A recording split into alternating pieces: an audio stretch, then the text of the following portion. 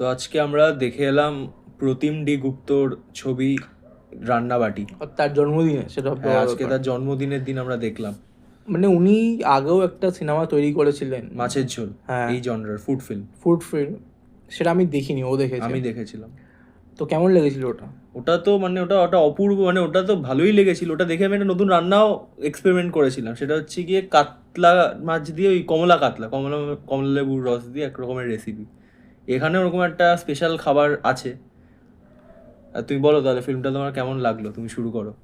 আচ্ছা, ফিল্মটা মানে আমি এরকম মুভি প্রথমবার দেখছি, মানে এটা ফুড জনরের যেটাকে ফিল্ম হ্যাঁ, বলে। ফুড ফিল্ম বলে যেটাকে। তো এবার ফুড ফিল্মের মানে কনসেপ্টটা আমি যেটা ভেবেছিলাম, যেটা আমি ভাবছিলাম হলে গিয়ে, যে স্টোরিটা সেরকম হবে না, একটু স্লো হবে, একটু বোরিংনেস আসবে।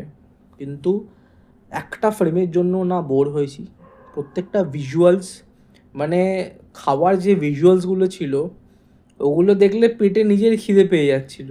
ওটাই আসলে ফুড ফিল্মের ওটাই সাকসেস, যখন তুমি ওই পর্দার খাবারগুলো দেখলে আপনার নিজেদের খিদে পাবে। মানে এটাই এরকম, সাকসেস তারপরে ওই মাঝখানে ওই যেরকম হলুদের আর লাল হ্যাঁ, মির্চের ওই যে ভিজুয়ালসগুলো, এরকম পাউডারগুলো এরকম উঠছে, পিছনে ব্যাকগ্রাউন্ডে ব্ল্যাক, পেছনে ব্যাকগ্রাউন্ডে ব্ল্যাক ফ্যাগ মারাত্মক হচ্ছে। শর্টস। ওগুলো শর্টসগুলো খুব দুর্দান্ত ছিল। আর ওভারঅল গল্পটাতে গল্পটা গল্পটা খুবই মানে কমপ্লেক্স একটা, কমপ্লেক্স গল্প, খুব হ্যাঁ। মানে কমপ্লেক্স গল্প খুব সিম্পল ভাবে বলা হয়েছে। আর আমি মনে করি যে এই মুভিটা জেনজিদের দেখা উচিত, ঠিক হ্যাঁ, আছে? এক্স্যাক্টলি, আমার মনে হয় দেখা উচিত। জেনজিদের মধ্যে যে এই ইমোশনাল যে কমপ্লেক্সিটি ব্যাপারগুলো আছে, এগুলো ওরা বোঝে না, ঠিক আছে? অনেকে বোঝে না। তো এর জন্য কি হয়, ইমোশনাল কমপ্লেক্সিটি ডেভেলপ করে না। তো এবার জেনজিদের এই মুভিটা দেখে বোঝা উচিত যে বাঙালি ইমোশন কতটা লেভেলে যেতে পারে। হ্যাঁ, এক্স্যাক্টলি। ঋত্বিক চক্রবর্তী অ্যাজ বাবা, মানে কি অসাধারণ অভিনয়। আমার পুরো ফিল্মটাতে আমি হেসে গেছি। আর একটা কথা, ফিল্মটা কিন্তু টিউসডে, একটা উইক ডেজে হাউসফুল, মানে অলমোস্ট ফুল। আর হলে সবাই হাসছে জোকস গুলোতে।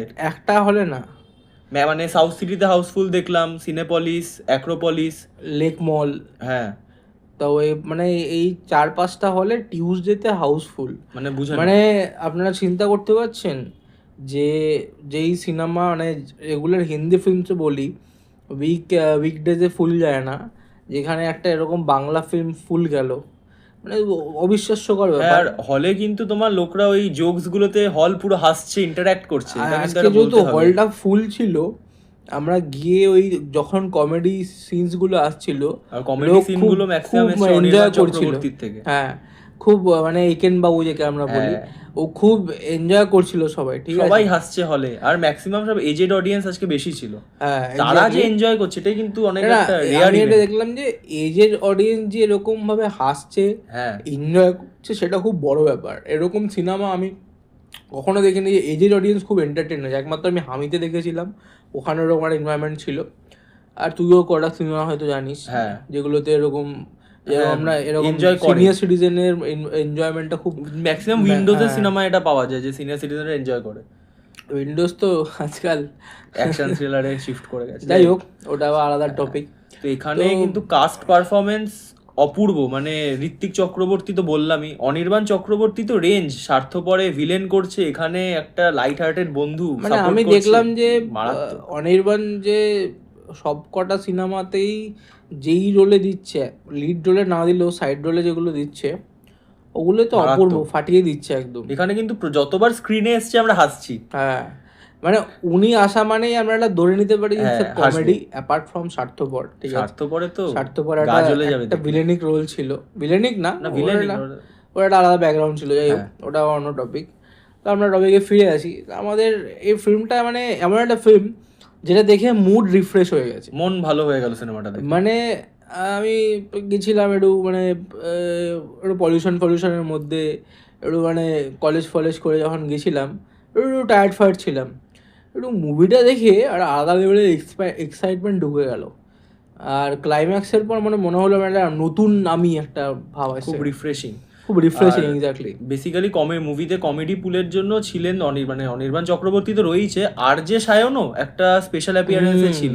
আর যে সায়ন, সেই ক্যারেক্টারটি একটুখানি, আর যে সায়ন তো, হ্যাঁ, আর যে সায়ন একটু মেয়েদের মতো করে আর কি, ওই টোনে একটু কথা বলে, কিন্তু মানে বেশ একটু হাসির ক্যারেক্টার। হ্যাঁ, মানে ওরও অ্যাক্টিংটা বলতে হবে খুব ভালো, যতটুকুনি সিন পেয়েছে খুব খুব মজাদার। ভালো, খুব মজাদার, হ্যাঁ। দেখে হেভি, আর ওর লোকে হাসছিল হ্যাঁ। সিনগুলো দেখে। আর যেটা বলার কথা সেটা হচ্ছে গিয়ে ওখানে বরুণ আহ, বরুণ চন্দ্রর সাথে ঋত্বিক চক্রবর্তী যে বাবা ছেলের একটা অ্যাঙ্গেল আছে, ওইটা কিন্তু ওরা পুরো খুবই ফাটিয়ে দিয়েছে, ফাটিয়ে সুন্দর, মানে ওটা খুব ডিপ ওরা ওই deep, পোর্শনটা। মানে ওই অপূর্ব। বরুণদা যেরকম ভাবে অ্যাক্টিং করতে পারবে অ্যাজ আ মানে মানে অ্যালজাইমার্স ওয়ালা পেশেন্ট ওনাকে রোল দেওয়া হয়েছে, যিনি একটা মানে ভুলে যায় একটা কথা। একটা একটা হোমে আছেন, ঠিক আছে। ওখানে ওই যে বাবা ছেলের মধ্যে যে ইমোশনাল কনভারসেশন গুলো হচ্ছিল, উনি এরকম একটা পারফরমেন্স দিতে পারবেন যেটা মানে আমাদের মনে হচ্ছিল, মানে আমাদের খুব নিজের ইমোশনালি ফিল হচ্ছিল ব্যাপারগুলো। ওই পোর্শনটা আমার মনে হচ্ছিল যে আরো একটু দেখতে পারলে আমার ভালো লাগতো। আর একটু ব্যাকগ্রাউন্ড হলে ভালো হতো, মানে যেরকম হ্যাঁ, আর একটু দেখতে মানে পেলে। কি করে মানে ওই তোর আস্তে আস্তে অ্যালজাইমার্স কি করে হলো, হ্যাঁ। তার বাড়িতে ঝগড়া ফগড়া কি করে হ্যাঁ। হতো, না, ওটা না দেখালেও যদি এই কনভারসেশনটা একটু আর একটু ভালো লাগতো, মানে ভালো সেটা লাগতো ভালো আমার লাগতো। দেখতে। আর আমাদের একটাই আমার যেটা খারাপ লাগলো সেটা হচ্ছে ওই যে সোলাঙ্কির যে ওই সোলাঙ্কির অ্যাঙ্গেলটা অতটা এক্সপ্লোর করেনি, explore মানে করেনি। বিফোর ওটা একটা গানের হ্যাঁ। থ্রুতে দেখিয়েছে, আর ক্যান্সারের ব্যাপারটা মানে এক্সপ্লোর Just করেনি, কথার থ্রুতে গেছে। কথা থ্রুতে গেছে। আর মানে যে দেখাতে পারতো যে হসপিটালে ভর্তি আছে হ্যান ত্যান, কিন্তু সেটার জন্য ফিল্ম কিন্তু আমাদের অসুবিধা হয় না। কিন্তু সেটার জন্য কিন্তু ফিল্মটা না, ফিল্মটা অ্যাকচুয়ালি এটাকে ফুড ফিল্ম করা হয়েছে যাতে মানে খুব একটা বেশি মানে ভিলেননেস বা কোনো স্যাডনেস না থাকে, তাহলে কিন্তু ফুডের ব্যাপারটাই চলে যাবে, তাই তো। এবার স্টোরিলাইনটা যদি তুমি খুব একটু ডার্ক করে দাও না, ওই ফুডের ব্যাপারটা আসবে না, তার জন্যই আমার মনে হয় ওটা করা হয়েছে। আর ইডা দাশগুপ্ত যে বিরসা দাশগুপ্ত আর বিদীপ্তা দাশগুপ্তের মেয়ে, হ্যাঁ। তার এটা সেকেন্ড ফিল্ম। আমি প্রথম ফিল্ম দেখেছিলাম সব ভুতুরে, এটা সেকেন্ড ফিল্ম।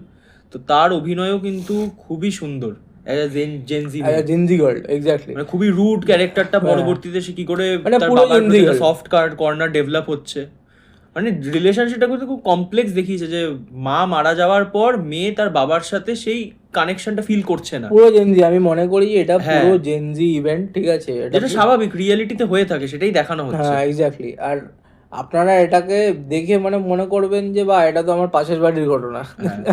আর এখানে গানের কাজ কিন্তু খুবই সুন্দর, রণজয় ভট্টাচার্য মিউজিক দিয়েছে, খুব সুন্দর গানের কাজ হ্যাঁ, হয়েছে। এক্স্যাক্টলি, বলতে হবে গানের কাজ খুব ভালো। হ্যাঁ। বিজিএম যেরকম থাকে BGM সুন্দর, যেরকম গানের সাইলেন্ট use খুব ভালো। গানের ইউজ খুব ভালো, স্টোরি লাইনের সাথে একদম খাপে হ্যাঁ। খাপে গানটা দেওয়া হয়েছে, এটা বলতে হবে যে গানটা ব্যাপারটাকে ক্যাজরা করে দেয়। আর একটা জিনিস হচ্ছে কি বলতে চাই, ওই ডেটিং এর একটা সিন আছে যেখানে ঋত্বিক চক্রবর্তী মাল্টিপল মেয়েদের ডেট করে, ওখানে শ্রুতি দাসেরও একটা ক্যামিও আছে, ওই পোর্শনটাই হাইলাইট। ওখানে ফুগলারও ক্যামিও আছে।